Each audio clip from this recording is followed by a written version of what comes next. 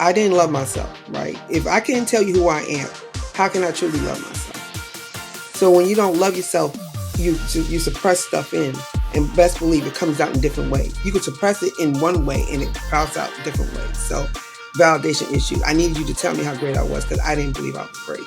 So imagine you dating someone or having friends. You always got to get them to give you this validation. I didn't feel good about myself, so I had low self-esteem. I didn't think I was good enough. I put everybody on pedestals.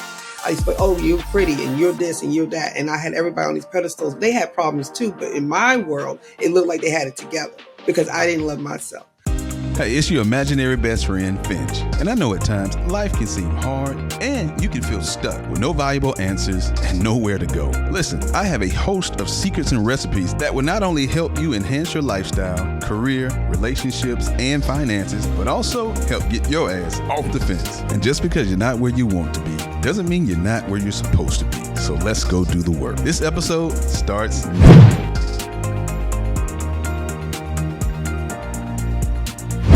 Hey, welcome to Off the Fence. I am Finch, and listen, guys. Today, I guess is, and I'm trying to kind of picture how I'm going to introduce our guest today, because you have no idea who's sitting before you. I'm gonna tell you what they told me about our guest tonight. Okay, y'all ready? All right, here we go. I guess her life's goal is to help others overcome their doubts and insecurities by facing them head on. Y'all hear that? She's a motivational speaker, an author, and she's here tonight to help you get your ass off the fence about how you wring out. I get cheery. I think about how you wring out your sponge. You like, what the hell is my sponge? She gonna tell you. Y'all, welcome to Off the Fence, Miss Regina Smithwick. Hello, hey, Regina, how you doing? Group. How y'all doing? Lively bunch. Y'all didn't give her the claps. Look at Mika. Give her the claps. Give her the claps. The cheers. The crowd goes wild. Yeah, you gotta give her the Thank cheers. You, Detroit. Let her know she's needed. There you go. Come on with the cheers. All right, stop that shit. All right, so how you doing? I'm good, Finch. How are you? Hey, I am fantastic. It's such an honor to have you here with us tonight, and hopefully your ass ain't sitting on the fence, and we got to get you off of it first before you can get the people off of it. Oh no, we good. We good. Okay, she said, yes. Hey, don't play with me. I'm ready. I came with my guns blazing. All right. So when we talk about wringing out your sponge, most people are going to hear that and say, what the hell does that mean? So you are the inventor of that term. What does that mean from your perspective? Wring out your sponge means, let's think of the analogy of a sponge. So a lot of us carry around a lot of negativity or low self-esteem, validation issues, anything that will hold you back from living in your purpose and living your goals in life, right? So a lot of times we have to stop putting the cart in front of the horse, and we need to stop and get rid of that first before we try to add on new belief systems, new processes, and new ideas. So the concept is, let's bring out all of those insecurities, the low self-esteem, or validation issues. Let's get it all out. And now you're able to absorb new processes, new ideas, and new belief systems. So let's start there, because people will hear this, and I think in our society, especially in this day and age of social media, you got influencers, you got life coaches, you got I don't know what to call the people that Nate hang out with on Wednesdays, but you got all these people with titles and brands, and so people will say, okay, there's a host of people telling me every day what I should do or what I shouldn't do. Mm-hmm. But however, when you talk about wringing out insecurities, you're talking about wringing out belief systems. How does one go about doing that? Because do you believe people need to be able to understand what purpose is before they can live it? Yeah, living your purpose is very important. We are brought here. Literally, we all birthed through a canal to be here to serve and serve a purpose. Not one person, everybody on this earth has a purpose. Now, it takes some people longer than others to find their purpose, and some people maybe never find it. It's just based on what you put your work in. You got to put your work in. But if you feel that in your life you just feel stagnant, you feel that you just exist and you're floating, you don't feel like you have any substance, that's giving you the signs that something's not right and you need to find that purpose. Now, wringing out the sponge is the beginning stages of it because you have to have a foundation, a base to start with, right? So when you have that base, it's clear, and then now you could be able to do, because a lot of us are walking on belief systems from other people, because remember when we were born, we bore it through, and then our parents are the first line of defense, right? And then they give you their belief systems, and then your grandparents, and then your friends, and then your teachers. So you're walking around with other people's belief systems, and a lot of times we don't question our belief system, we just do what was told to us because we trust the generations behind us. So when we do that, we kind of living other people's lives. And so when we really get the friction, we start feeling confliction, it's because we're not living the life that we're supposed to live. We live in the life that everybody else expects us to live or what they gave us based on their past. Right. And I think that's so true. I've said this for quite a bit of time. We trust the messenger without ever vetting the message. We don't vet what they told us. We just believe it. And here's the thing: we believe that today, this society in this day and age is so programmed. It's ridiculous. Like, so they'll put. We was just having this conversation this past weekend. They'll put something in the media, we'll believe it because it was said to us, and we are blindly trusting the messenger. We don't ever vet the message. We don't vet the background. We don't vet the reason for why they tell it. We just believe it because it was said to us. And if you come along and you question that because you are a free thinker, then you are deemed or seen as the problem. Right, and the problem. So I can give you a little example if you don't mind. So a grandmother was cooking chicken. She always cooked chicken. She breaks the legs off the chicken. She puts it in the pan. She puts it in the oven. So her daughter saw her doing it. Her daughter said, "Oh, okay, that makes it taste better. There must be something about it. So I'm going to do that." So she did the same thing: break the legs off, put the chicken in there. So then her daughter saw it, but her daughter decided to ask the question. Ma, why do you break the chicken off and the legs off and then put it in the oven? She said, I don't know. That's what my mother did. She said, Grandma, why did you do that? She said, Baby, my oven was too small, so I had to break the legs off to where the chicken could fit in the pan to put it in the oven. So all these three generations thought it was a special recipe. They thought it was tradition. They thought it would taste better. It was just that her oven was too small. That's what we do. We just carry things on and don't ask questions, and then there's nothing to it. Wow. Wow. Look at the friends' faces. Mika, like I be breaking the chickens off my legs, and I didn't know why I did it either. But that is so true, and that is too. I think how we don't realize this, and I've been saying this for a minute.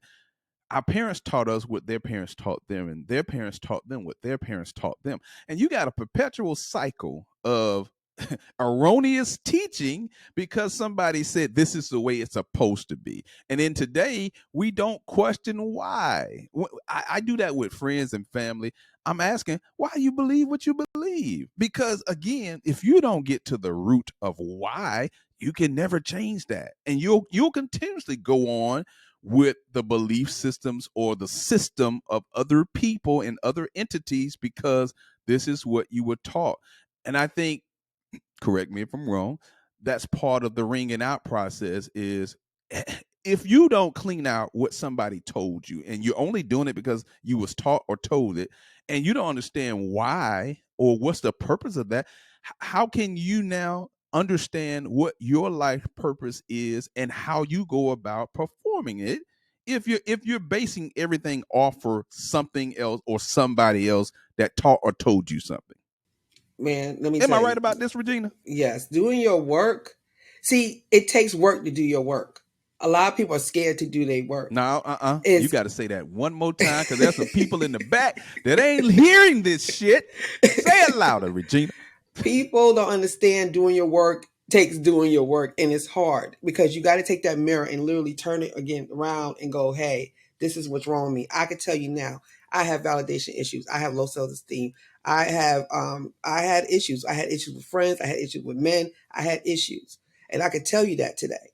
That's hard. A lot of people can't tell you that stuff because they scared that you're going to judge them. But guess what? Secret is everybody has something. Nobody scathed out of his life without nothing.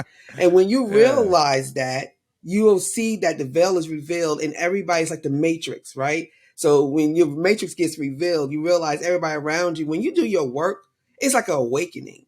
And when you do that awakening, you look around like literally like the matrix. You're like, oh, all these years I thought everybody got it together. We all messed up. We all screwed up. We all got different screw ups, but we all got something, and that makes us normal. It makes us normal, and it makes us go, okay, I can give you grace because I understand because I'm not perfect. See, a lot of us walk around here because we want the world to make you feel that you got to be perfect, and if you're not perfect, something's wrong. That's a false reality. We all have something wrong. We fall short. Every single person falls short. And Regina, that's the lie that we've all believed. Well, I ain't gonna say all because I don't believe that. I don't. I don't believe in perfection because it does not exist. It just doesn't exist. It never has existed in human beings. So this notion that people have that perfection exists, and if they do all these one step, two step, four steps like you on the R. Kelly video, then you're gonna automatically be this person that does not have flaws, does not have shortcomings, but that's not true. And so I got to ask you this question, and friends, you guys can chime in here at any time. When did you realize it was time for you to wring out your sponge? Because I mean, in order for you to teach others, it had to begin with you, right?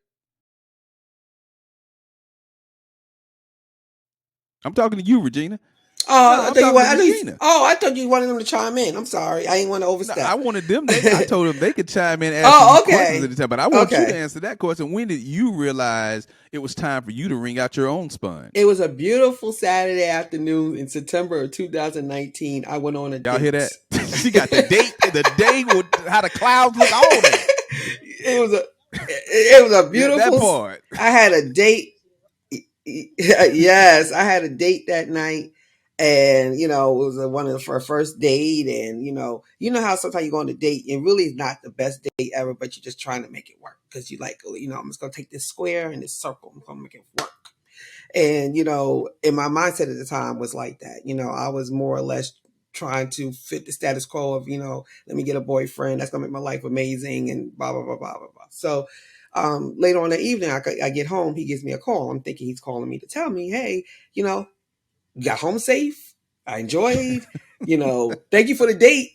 Nah, he called to tell me that he didn't get this tingling feeling that he thought that he should have got, and that feeling didn't hit him. So he just felt that at this point he did not want to date me anymore. Wow. So I said, okay. Then I started bombing him how great I was. I'm amazing. What are you talking about? I got this. I got that. I got this. I got that. And and I had to stop myself and go, wait, what in the world am I doing? And that moment, literally, I started crying. And I cried not because of the rejection. I cried because of the way I handled the rejection. You Mm. should not let no one, especially someone you just met first time, shift your mood that much to make you feel the way I felt. And then at that moment, I knew I needed help. Something not right here. Mm. Something's not clicking. Because if I knew who I was, if I know who I am, I should not let nobody make me feel the way that he made me feel. And it's not his fault. And it was grace of God that it did happen because he was part of the divine order. It was supposed to happen that way. I was supposed to have been going through that because sometimes he got to humble you for you to listen. And he knew men were my humble spot.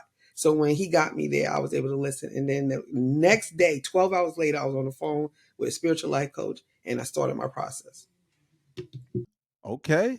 Okay. You said something key just now. And I think that's the part of discovery that they don't talk about in society, that people don't want to admit that is a true depiction of.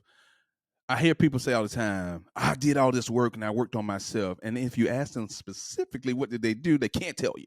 They can't tell you, not one thing. But you talked about just now about how you realized how what he did and how you felt had nothing to do with him, but had Mm-mm. everything to do with you. Oh yeah, nothing to And do with him. and we don't talk about that enough. He was playing his role. He was playing his role. That was his role. His role was supposed to be that person that said what he said to me, because I had to get to that point to be able to hear and to be able to work on me. If I had kept on, not if that didn't happen, it would just continued on, because the problems that I had lied for the core issue. And my core issue was not loving myself, because I was adopted and I hid that for 50 years. And I didn't tell nobody outside of my immediate family, because I felt that that was a bad thing, because people were teasing people who was adopted, and they were saying your mama didn't love you, they left you on the step, they did, like I said, I was born and raised in New York all day, and you don't give nobody nothing. I'm not telling you nothing. You ain't gonna use nothing against me. So I took that 1976 child decision and took it all the way to 2020. And so I decided to reveal who I was, and that lifted off everything off of me, because now I'm living who I am. I'm standing on my truth now. That's interesting. Let me ask you, aside from the adoption issue, well, let me back it up. Do you think that most of what you felt sprang from the adoption issue, or were there other things that played out in your life that you felt like you had to address? No, the adoption issue was the core, because the core means I didn't love myself, right? If I can't tell you who I am, how can I truly love myself? So when you don't love yourself, you suppress stuff in, and best believe it comes out in different ways. You can suppress it in one way and it pops out different ways. So validation issues. I needed you to tell me how great I was, because I didn't believe I was great. So imagine dating someone or having friends. You always got to get them to give you this validation. Um, I didn't feel good about myself, so I had low self esteem. I didn't think I was good enough. I put everybody on pedestals. I used to be, oh, you're pretty and you're this and you're that. And I had everybody on these pedestals. They had problems too. But in my world, it looked like they had it together, because I didn't love myself. When you don't love yourself, you allow a lot of stuff in your life that is not necessary, because I'm a people pleaser. I had a problem with that. I wanted to please everybody, because see, I'm hiding behind it, because I don't want you to know. So I got to make sure everybody's happy all the time. And then you didn't like me. I was like, how you don't like me? Everybody likes me. Like, if somebody didn't like me, it bothered me. It shouldn't bother me, because that's what I'm saying. That so the core, to answer your question, was the adoption. And then I realized, because I didn't love myself, I allowed all that other stuff to come in. And Nate, the thing too that I've learned through conversations with people who've been adopted, and when you look at people who father or mother wasn't around, whether they was adopted or not, let's say they lived their grandmother, is that creates a because when you actually think of the makeup of our parents, part of their jobs is to nurture us and give us the love that they have for us. But if they were taught a certain way about love, because most people don't have an inkling what love actually is, then what we lack in their absence creates that, well, somebody didn't love me, whether we heard that or not. I'm not saying somebody didn't tell you they love you, but let's say, for instance, in a case where someone's being adopted, the overwhelming feeling could be, well, my mother didn't love me, because that's what kids say in society, or that's what people say in society when it goes to adoption, not really understanding the purpose of why this person was given up for adoption in the first place. You know what I'm saying? And so those types of things, because I mean, I look at myself and just like Regina, I had a realization moment. It happened in the airport. When I was hanging out with some, well, not hanging out, but on my way back home to Atlanta with some friends from an event that we had just had, and we was having this conversation about our fathers, and me realizing my father not being there created this sense of validation in me, where when people left my life, I felt a certain kind of way, and so that stemmed from my father not being there. But as Regina is saying, when you have an understanding of what that, although we all may have had, and some may still have, a host of issues, understanding the core of a host of your issues is a great part to you resolving those issues. But when you don't have an understanding of what made up your core of your issues, it's kind of difficult to start tackling a host of other things that may be going on or may be wrong with you. So I kind of understood what she said when she was saying that, about that being the core of her issues that allow her to start fixing all these other issues that she also discovered along that journey. right, That's Regina? right. Yeah, that's correct. That's correct. I would say about my mom, my birth mother. I had like I said, I wrote a book about it. I had a different outtake on it. I felt that she gave me unconditional love by doing what she Mm, did. It's hard to, if you have mothers out here, if you carried a child and did everything you had to do to make sure they're healthy, you could just went to abortion clinic and been done with it. And she was true. 20. She was 20 years old. So she didn't have to do what she did. She didn't have to keep me and then give me a chance to make a mark in this world. And then imagine that she's holding you, and she had me for 3 days afterwards. Back then, and it was a little different. They had me, for 3 days. Imagine she had to, like, lady comes in the room and passes the baby, me over to her. And she walks down this long hallway knowing that I'm going away and she's never going to see me again because it was a closed adoption. That's unconditional love, because she could have been selfish and try to keep me just because you're my baby and had me living in conditions that were not good for me, because I had a beautiful life. So even though I missed out on that part, but she allowed me to get something else that, my other siblings, they would tell you today. That was like, listen, I wish we had you, longer, but you had opportunities that we never had. And I'm glad that you were able to get the best of both worlds. You were able to, live that life, and now you're able to live with us. So she like, I wouldn't take it back, even though we missed you, but I'd rather for you to have what you So have right can I now. ask got one other question I'd like to ask you. So it sounds like you went back and got, I don't know if closure is a good word, but come to terms by reaching out to your blood family. Is that correct? Yes, I did it 2 years ago. I found my birth family. Yes, Okay. both sides. So Hmm. when you did that, because even if we do it, we still have to get that light switch in our own spirit to where, okay, I'm good with this. Can you describe what it what the thing that you realized that flipped that switch for you? Of finding my birth family, like what made me decide to, or what happened after I met them. Yeah, because even though you went back and talked to them, Hmm. a lot of people might still hold that stuff inside them because just because we find the truth, it's hard to change old habits. So, what specifically happened that made you overcome that and move forward in a good place? Was it learning the truth from your mom, or just meeting everybody, or what? What was it? No, doing my work first. Because if I had met them, if I had met them 20 years ago, or when I was 20, 30 years old, it wouldn't have been the same, because my mindset wasn't the same. I came in with a clear conscience and understanding that, first of all, you got to go in not knowing what you don't know. You don't know. You don't know how they're going to receive you. You don't know they're going to take you. You don't know they want to be bothered. You don't know anything. Any adopted child that goes in to find their birth family, you take a chance. You don't know what you're going to get on the other side, right? You're Hmm. raised differently, even though I found out, of course, genetics do kick in, because there's certain things now that I'm just like my brother. I look just like my sister. I look like him. Me and my brother, like, literally, like, think just like. Those things happen because genetics, right?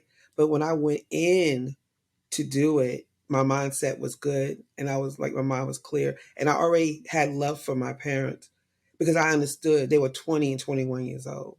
You got to remember, when you're 20 and 21 years old, decisions you made then are not the same ones they would make today.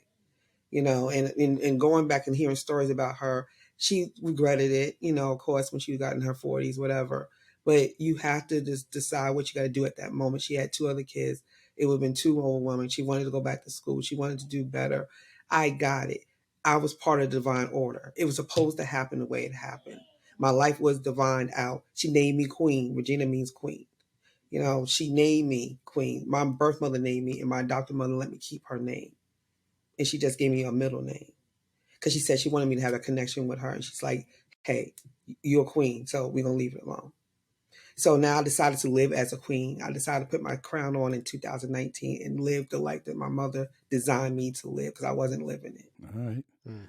Root, you had a question? So I wanted to, yeah, I did. Actually, I had a statement and a question. I wanted to first say, Regina, congratulations on the journey that you've been through and just being at the point now where you can live within your purpose and be able to share your story.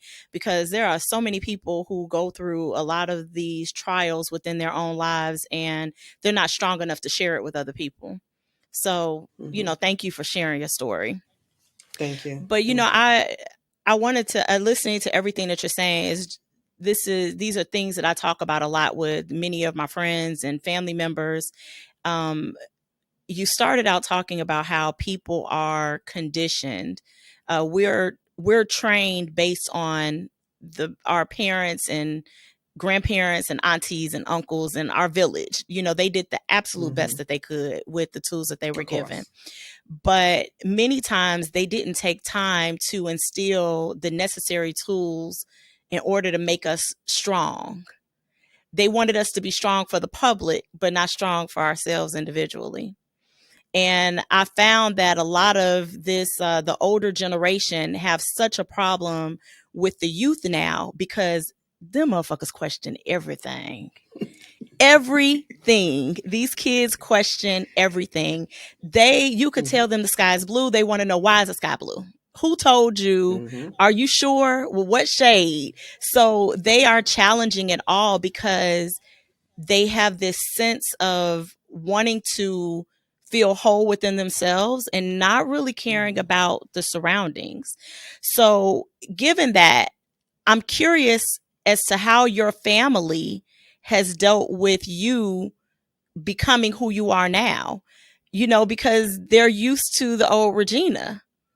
So, how did they manage, you know, and I'm asking this because there are a lot of listeners and viewers that may be transitioning themselves and may find that they're having a difficult time with their family accepting their journey or even loving them within this journey. So how did you navigate that? And how is it now? That's a two-part question. How did you navigate and how is it now? Whew, that's a great question. Okay, so when it first happened, nobody is able to experience that experience unless you've been there, you know. So you have my family that I was raised with, and they kind of went. They were happy, but they kind of were like, what about my mother?" Meaning their aunt or their sister, because now it's kind of like, well, how she feels about this, because that's their. You know, we all feel. I don't want to do splits, but I'm trying to explain it to you. So they was concerned about her. My mother was like, I told her to do this years ago. What are you talking about? It's no big deal. Like, she has the right to know her birthright. Every adopted child has the right to know where they come from. Nobody, you know, if you're going to adopt a child, I'm just a little sidebar, you have to be ready for that. You cannot expect a child to say, oh, dad, you here, forget all that. You forget all that. I took care of you. You don't need to know them. They ain't here for you anyway. You know where you come from, because most adopted parents are not adopted children. Most adopted parents know where they came from. So they got their given birthright.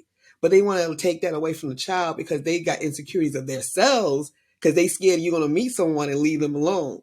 And that's not what it is. You're adding, you're not subtracting. You're adding your family, you're not taking your family away.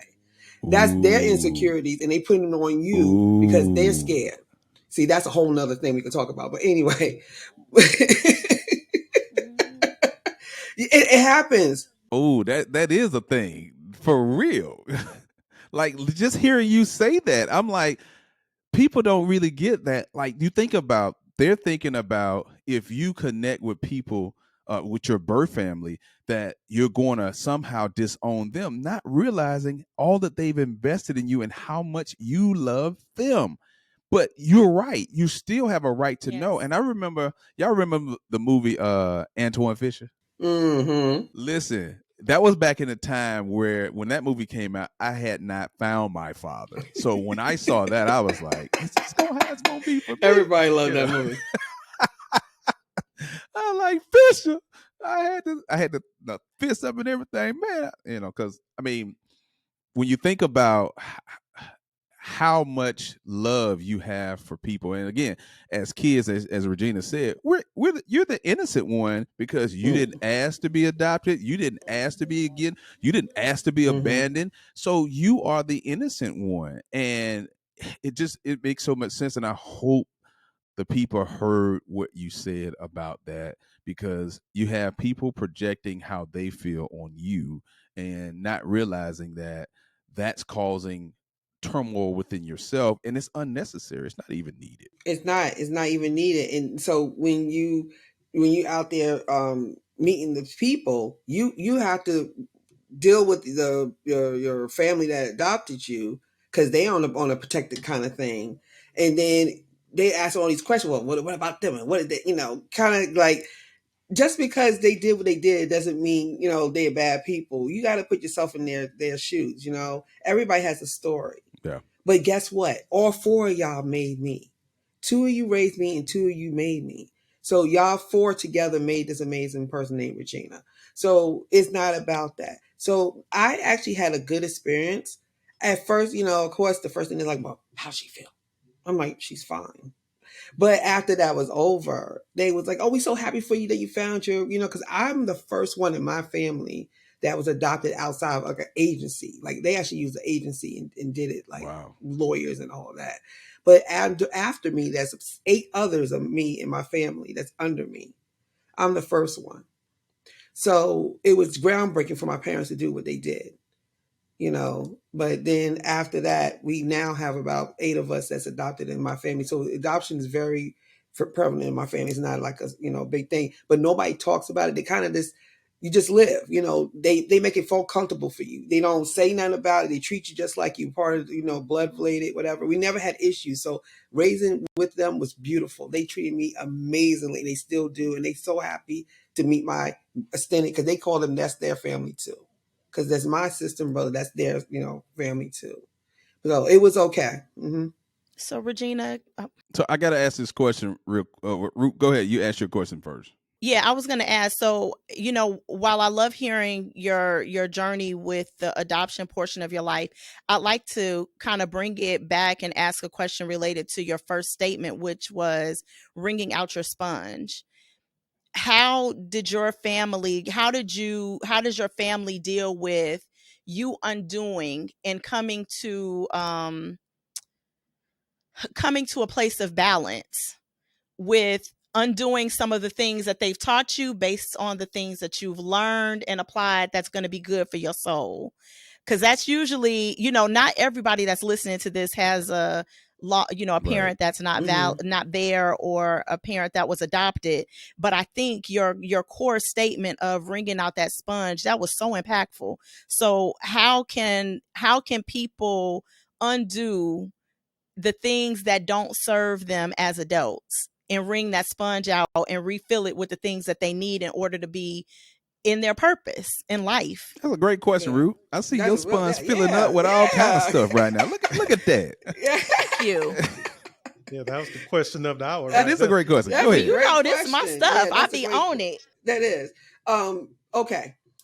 So it's a little difficult because, like you said, when someone's used to you, regardless whatever you do changing in your life, right? They're used to who you are and how you used to think.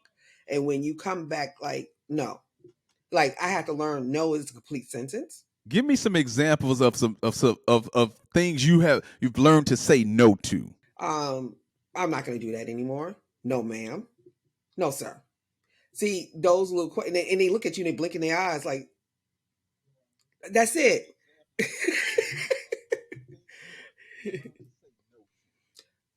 If somebody asked me to do something, because I was always a people pleaser, and you can't blame them. It's not their fault. It's your fault. You created that monster. They didn't do anything but just do what you allowed them to do. See, and that's a lot of times what we do. We get mad. You can't get mad at these people. You've been doing this for years. Now you decide to change. You think they're gonna change with you? They're gonna be like, what's the problem? I'm not gonna do that. Why? Because I'm not. And then they go and you look at them, they look at me, I look at you, you look at me, you look at them, and then they still looking at you. Because they used to be giving explanations. Oh, why you can't? Oh, I can't do it because I gotta go over here. I gotta do this. Oh, well, I need you at 8:30, not at 9:30. You can still do it. Well, you know what? That's true. Maybe I can fit it in, and and before you know it, you're doing it. Now I'm just going no. Lord, Regina, let me see your no face and blink. Because it come with a whole facial expression. When they ask you something and you be like, no. I had to graduate it. So first I used to just blink and just look at them and blink. Right? I used to be like, and then I had to turn it into a smile. And then I go, no, I can't do it. See, because I didn't want, I had to, because I'm trying to give grace and I'm trying to understand that people don't know. They got to get used to the new. They got to get used to it. So you don't want to be abrasive with it. Because before I was like, no. Nah, no. I'm not gonna do it. And so they look at you like this girl crazy. But no, but you have to stand in your truth because see, they've been doing it for years. These people that I say no to said no to me many times. It's not like it was a given, like, we was yesing each other all day. I was getting no's. Yeah. But you're not entitled to say no. You're always Oh supposed to yeah, be yeah, yeah. Because accommodating. I created the monsters, and now I have to retrain the monsters to understand that I'm doing what you do. I'm doing what you do. You act like I'm doing something that's different. I'm doing what you're doing. You do this to me too. I don't have to say yes all the time. It got so bad one time that one of my relatives just assumed I was going to do something. She was like, "Oh yeah, just go ahead and do." You didn't even ask me. You just assume because I always do. So to answer your question, it's a difficult task because they have to get used to the new you, but they have no choice. Just like I had to get used to them, they got to get used to me. And I think my tolerance level is like, soon as they say something, I'm like, look, whatever you want to do, it's fine with you. You like it, I love it. You like it, I love it. I'm not gonna go baiting back and forth with you about stuff. You like it, I love it. It don't affect me. If it doesn't affect my narrative, it doesn't affect who I am, it doesn't affect what I got to do. I was like, yo, cool. They're like, that's it. Yep. I'm not going back and forth with you. It's your life. I can't tell you what to do. I ain't going back and forth with you. Yeah, that part. Yeah, but that's what you do. But I used to be so engaged, and so because I'm a motivational speaker, and one of the reasons why is because I love to motivate people. I love to tell people, you could do it. You could do it. You're the greatest. And it's great. I love doing that. But let's bring this sponge out first because I can tell you this all day, and you're not going to believe me anyway. So your work has to be done. That work is, man, that work was no joke. It was some days I used to be like, man, you know what? I'm good. I'm good where I'm at. A lot of that also has to do with the fact that most people that are unable to be grateful have a lack of confidence within themselves. They're basing their lives and they're basing what they should be grateful for on what other people have and how they're living. When you are, as you said, living in your purpose, confident in who you are, comfortable with what you've achieved and the work that you've put in to achieve it, you tend to approach life differently. So that gratefulness comes with ease because you know that it could be something different, but you also are aware of where you come from because everyone who has something good came from a place where they didn't. Everyone who had a car, they remember that gratefulness comes from remembering when you were on the bus or remember when you were driving a vehicle that you had to get fixed every month. You know, buy back when you only had to buy one tire because that's all you could afford to say, you know what, I'm just going to replace all four of them. So it's about that, that inner confidence. And you mentioned that early on that just kind of it's really it's a package deal. You can't have one without the other. So You have to find the gratitude first because you got to find what's good in it first. Because you go in all negative, you're not going to go right because your body's going to automatically reject. Because your body's gonna say, "Well, it's bad. I ain't going through all this." No, I'm grateful for this. I'm grateful for breathing. I'm grateful for love. I'm grateful for my parents. I'm grateful. When you find so many things you're happy about, it makes it easier for you to work on others because you kind of not tricking yourself, but reprogramming your brain to be happy with what you already have before you even decide to change what you need to change. So I would say That's gratefulness is your true. first step. So let me ask you this, Regina. When we're talking about, because p- what you're saying is true about being grateful, and as you guys were saying that, I was thinking like, this is the first quarter, the second, third about the grateful stuff. Um, but how does one learn how to be grateful? Because you're right, there's a host of things to be grateful for. However, I find in dealing with people, the issue for a number of people is they don't know how to learn how to be grateful. And I know that's one of the things that you do in your life coaching is I want you to share with our audience, how would one go about learning how to be grateful? How do they do that? What are some things that people can do to Okay, learn how to be grateful? I'm gonna teach you real quick. So let's say you sleep, right? and then you wake up. Guess what? I'm grateful I opened my eyes this morning. That's where it starts. You open your eyes, you're breathing again. How can you not be grateful for not breathing? It's a given. Like, it's not a given. A lot of people don't wake up. So I tell people that's your first step. You woke up. Say thank you. People will be like, "Oh, I can't stand Mondays. Mondays are horrible." I say, "You keep on talking. Keep on telling somebody you don't like a Monday. You won't wake up. Keep on playing. You won't wake up on the Like next Monday. I said, but if you, But huh? entitled people don't understand that aspect. People who was taught to be entitled, they feel entitled to waking up every morning. They feel entitled to driving whatever car they have, even if it's not the best car. But they feel entitled. How do you get past that? Or is that one of those things, Regina, where you're not at a place in your life where you're ready to wring out that sponge in order to even begin that process? But when you're entitled, look at the life that they in. Look at their life. That life, see, people lies tell you about what's going on. Like, just a lot of times we always on autopilot. We don't look. We just do. Sit back and just observe people and look at their lives. And I guarantee you it's repeat cycles over and over again. They repeat over and over again. They chase their tails. They never come out from their tail chase. So even though it looked like they got it going on, they got it together, they got this, they got that, they always complaining, they always nagging, they always saying something's wrong, they always, finding the negative in everything. They never see the silver lining. And then, they bring you down because that's that negative energy on you, Hey, right? Regina. So even though they seen the entitled doing the same thing over and over again, is not getting anything. What are you getting? You're getting nothing. You're entitled to the same stuff you've been entitled to for years. What have you done lately? What have you done new? What have you, like you said, the car is a perfect example. The same car they have. Okay. But guess what? You could get better. You know why? Because if you think of that car, like, I'm so grateful for having this car. I'm so happy that I have the car I have because I could be riding the bus. It's cold in the wintertime. I could be at the bus stop sitting there, but I do have a car. It's not the greatest looking car, but it's reliable. And that's how you get blessed. And that's how you manifest new to your life when you're grateful for what you have now. So that entitlement is not as nice as everybody make it seem. They like entitlement like it's a great thing. It's not great. It's called repeating your mistakes over and over again. It's like living in Groundhog's Day. That's basically what you're doing. I was thrown in front of a bus. So I was thrown in front of a bus, knocked down a wheel. Yeah. So I got a question.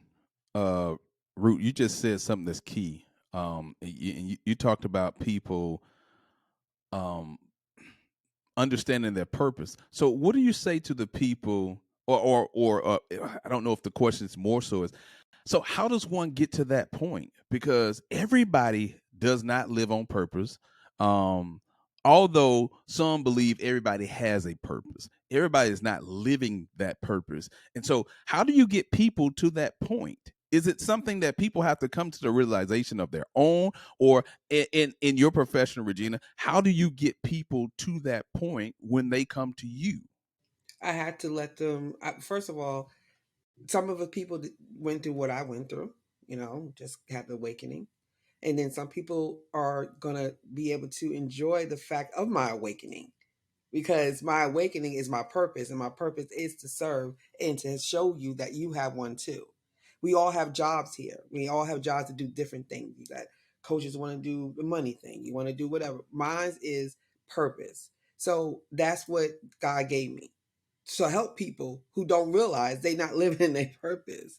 But a lot of other people will have divine orders and things that happen in their lives that's going to wake them up, and everybody has revealing moments. It's up to you to decide that you're going to recognize We've been thumped on the head many times. We've been thumped, we've been pushed, we've been shoved, we've been tapped on the shoulder. A lot of us already had signs already. We are annoying them. We just decided we're not going to pay attention to them. It's not saying it never happened to That's it. us. Yeah. I want y'all to think about what she just said. Think about what she just said. And I think that is also a key when you think about coming to this moment. She said we all have had awakening moments. Yep. We've all had that. If you think about it in your lifetime, I'm not just talking about everybody here. I'm talking about everybody. We all had awakening moments, but a lot of people in our society have made a choice to ignore them. So they are willfully staying asleep to purpose rather than awakening to it because of these moments that keep reoccurring. Because I truly believe when one moment happens, sometimes it's like, we think, oh, because of our programming, just a coincidence. Then you have another moment, could be similar, could be in along the same vein, but you have Regina said, repetitive moments throughout your life that are revealing. She said revealing, but you choose to ignore them. And your choice to ignore them is why you're stuck. And that's called the chat and the that's chat. That's the chase, that tail chase. That's what it is. And then you got your friends, Mika, that go out of their way to make sure you have vegan meals. I was going to ask that same question. How many people have you had to let go of? I okay. For first, I'm gonna change that let go to just letting it flow. Right. You don't put too much to you. Like, girl, I'm out of here. I'm done with you. No, you you just let life flow. See, that's the thing about this process. You gotta let life just flow. Don't control. Just let it flow. So when things start happening, they're gonna automatically exit stage left on their own. You don't have to do it because they didn't want to hear all this yin yang. They didn't want to hear about all this greatness and all this stuff. They ain't, man, I ain't listen to all that. They're gonna leave you anyway. Now the ones that's gonna stay around are the ones that's gonna sit there. Either they're gonna sit there and just wait for you to, I told you that mess ain't gonna work. Come on back, or they're gonna be like, well, maybe there's something to this. Let me just watch it and see how she progressed, and then if it's something I feel comfortable with at the time, then I'll maybe jump on it. So you don't know people's motives until they kind of do what they got to do, but you know what you can do, control your narrative. And if you start feeling, then that's another thing, you start pulling apart, because you're going to start noticing things differently. I like the movie The Matrix is a perfect example. I didn't watch it the same when I watched it after I went through this. It's a whole nother movie. I couldn't believe how it really is so real of how we see things. And when we nicely take the veil off and notice that, oh, I used to do this with you too, huh? Mm. Well, I can't do this no more, so I'm gonna have to leave this party, because I used to do that, but I don't do that no more. It's a lot of things that I don't do no more. Like sometimes this is something simple. Oh, do you have time? I've been watching this. I was like, yo, I don't have time for that. I can't. I'm working. I'm doing podcasts. I'm doing TV shows. I'm doing conferences. I don't have time to binge watch. See, and then you have that connection with that person. They're like, oh, she thinks she's better. Or she thinks she is. I'm like, no, I'm just different. I'm on a different level right now. Not better than you. It's just different. I don't have time to do that no more. That stuff like that will separate you from people very easily. Simple things that you think is not a big deal is a big deal for some people. Like if you're trying to lose weight and you don't want to go eat out all the time, and then the person like to eat, and that's what y'all bonded with. You bonded with food. Y'all bonded eating and drinking, and they like, no, I don't drink and eat like that no more. Then they go, well, what we have in common? What we have in common? A lot of people don't believe that, Regina. That's the reason why they're holding on to the things of old, is because they don't believe that they seem to think in the life that they've lived that certain people that started the journey with them is going to be on the journey the entire time. And I have learned people that start with you ain't necessarily the people that going to end with you, and the people that end with you are not necessarily going to be the people that start with you. And so we have this thing with, especially with friends, that we don't want to lose them, and that sometimes we don't want to allow friends to be replaced because of how we live in our minds and what we think about. So, and that was a great example, Mika, of saying that we stay on the fence when it comes to our life, and we can't wring out our dirty ass sponge. We won't even clean it because we won't replace the sponge. We won't do, like, you think about this. We see this oftentimes, and this is a prime example. And I think Regina said this earlier, by just observing people's lives. We live in a day of social media where people can pretend to be everything. However, when you actually sit back and observe people, I am good at listening to what people say. So I hear things they're not saying. That's, you know what I'm saying? So when you actually observe people, you get to hear everything, you get to see everything because of how you're viewing it. It's not, you're not viewing it from the same tainted lens that everybody else is looking at life through. So in essence, when you start thinking about wringing out your spine, we got to understand that there's going to be some friends in that sponge that need to be wrung out, some family in that sponge, some life issues that we've carried forever in that sponge. There's a host of things in that sponge that we need to wring out. But you guys ever been to somebody's house and they got a dirty ass sponge washing clean, wiping clean dishes off of you? Like, that don't make sense. It's Don't just make sense at it's all. just disappearing. It's all shriveled up, and it's like they like I'm gonna use it to the last bit. It's disintegrating, but I'm gonna use it. I'm gonna use it to the last bit. We are scared of change Like, because we scared of why? change. Finch, we scared of change. Scared of We change. need to know everything. We scared of the unknown. So when we can make that comment about getting rid of stuff, it's not getting rid of the stuff. It's a problem. It's scared of the unknown of what's going to happen when you do it. And guess what? The beauty of it is, you don't know. That's the beauty, because you can't. It can't be worse, right? It can never be worse than where you at. You already know where you at, so it can't be worse than that. So if anything, it's going to be better. Now it's going to be better, meaning not your better.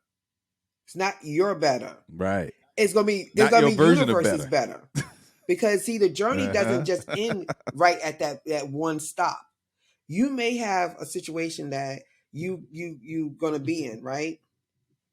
It's going to take you down Sycamore. It's going to take you down Maine. It's going to take you down Smith. It's going to take you through a lot of different, because those tools are on them streets that you got to pick up like a game.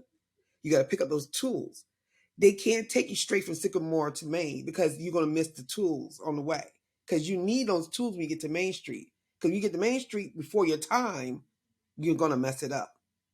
So you got to go through these side streets, and those are the journeys, the valleys, and the hills and the peaks that you got to go through. So when you think of the mindset, change the mindset of saying, okay, I'm not going to Yeah. know what's going to happen, but I know it's going to be better. And I know I'm going to learn lessons during this journey, because at the end of this journey, I'm going to be able to be victorious, and I'm going to be able to be where I need to be. You just do the possible, let him do the impossible. You just do your work, and then let the universe figure out the road. You know the beginning and you know your end. Never try to figure out the middle. That's our problem. We try to figure out the middle. You just make a goal for the beginning and you make a goal for the end, and let the middle just do its thing. And you'll just, and I guarantee you, your life would be so much better. Let's let it flow. So, Regina, you have 5 recipes to wringing out your sponge, and you gave us one. You said learning how to be grateful. So, what's the other 4?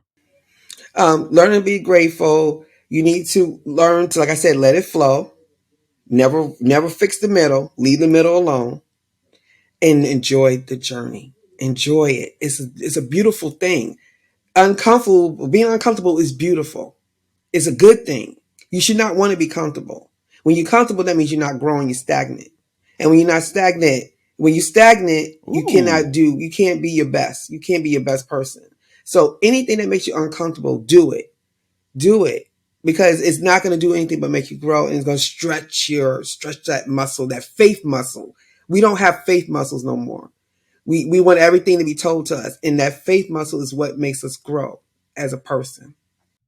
So, let me ask you this. We got a couple more questions because we got to get you out of here. How do you remove? When we think about wringing out our sponges, when we think about getting off the fence, the catalyst to a lot of that is fear. So how do you tell people, or how does a person remove that fear in order for, let me ask it like this: how do you remove fears and turn your thoughts into reality? How would one go about doing that? You know what? I just thought about what you said about the name of your show, On the Fence. Off the When fence. you off the fence, well, off the fence. But I'm thinking about like Humpty Dumpty on the fence, right? Ah. It's harder to balance on a fence. You got to use a lot of muscles. You got to use core. You got to use legs. Think about how much work it is for you to balance on a fence. You know what I'm saying? It takes more work to do that than to just jump off and just try something. Just jump off and try. It'd be so much easier than you try to balance your sucker. You scared and you sitting on this fence with your legs shivering and shaking and you trying to stay because it's comfortable and complacent. Jump off the fence and just try something new. So that's how I could get your ass off that fence. You got to get off the fence. You like they say, you jump off the porch. That's the saying they say. You need to jump off the porch, like whatever. But you that fear is going to paralyze you, and that's where you sit there and crumble. But when you try something, let me tell you what failure means. This is what failure means. Failure means doing nothing. That's the word failure means. Reprogram failure in your head. It means doing nothing. What's not failure is trying everything. And guess what happens? If you try and it's not what you thought, it's one of those tools you're just going to go down another street. But a person who don't do anything, that's a failure because they're scared and they don't want to move. That's failure. I love it. All right. We got to get you out of here. So if people want to connect with you offline, how can they do so? So simple. My website is www.letstalk1943.com. Everything's on my website. So you want motivational speaking, you want my merchandise, my books, my journals, my podcast, my TV shows, my appearances, everything is on there. So you can find me on there. All right. Well, listen, we thank you so much for coming on the fence. And I have no doubt in my mind you've gotten a lot of asses off the fence today. So thank you so much for stopping by. Hey, thanks for tuning in. Be sure to give us a follow, rate us, and leave a comment because we love to hear your thoughts. And until next time, get your ass off the fence.